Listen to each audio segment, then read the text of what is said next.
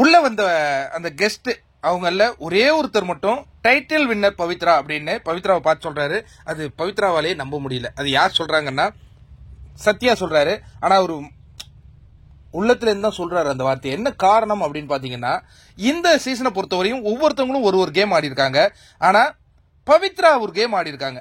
அது யாருக்குமே சரியா புரியலையான்னு தெரியல. எப்படின்னா, இந்த பிக் பாஸை பொறுத்த வரைக்கும் நானாகவே இருப்பேன். இதான் அடிநாதம். இந்த பிக் பாஸ்ன்னு ஒண்ணு இருக்கு இல்லையா, அதனுடைய அடிநாதம் என்னன்னா நானாகவே இருப்பது. அப்ப நானாவே இருப்பது அப்படிங்கும் போது என்னன்னா, இந்த டாஸ்க்குகள்லாம் உங்களை பல விதங்கள்ல டிஸ்ட்ராக்ட் பண்ணும், பல ரூபங்களை உங்களுக்கு கொடுக்கும். அந்த எல்லாம் அதை தாண்டி திரும்பி நீங்களாவே இருந்தீங்க அப்படின்னா நீங்க மக்கள் மனதில இடம் பிடிப்பீங்க. நீங்க யோசிச்சு பாத்தீங்கன்னா, இந்த சீசன்ல நானாகவே இருந்து கொண்டு இருக்கும் ஒரு நபர் யாருன்னு பாத்தீங்கன்னா பவித்ரா தான். அப்ப பவித்ரா அந்த பிக் பாஸ்ங்கிற அந்த கேமின் அடிநாதத்துல கரெக்டா பொருந்தி வராங்க. அததான் சத்யா சொல்றார், யுவர் டைட்டில் வின்னர். ஏன்னா ஒவ்வொரு வீட்லயும் நீ போய் சேர்ந்திருக்கமா அப்படிங்கிற மாதிரி சொன்னாரு.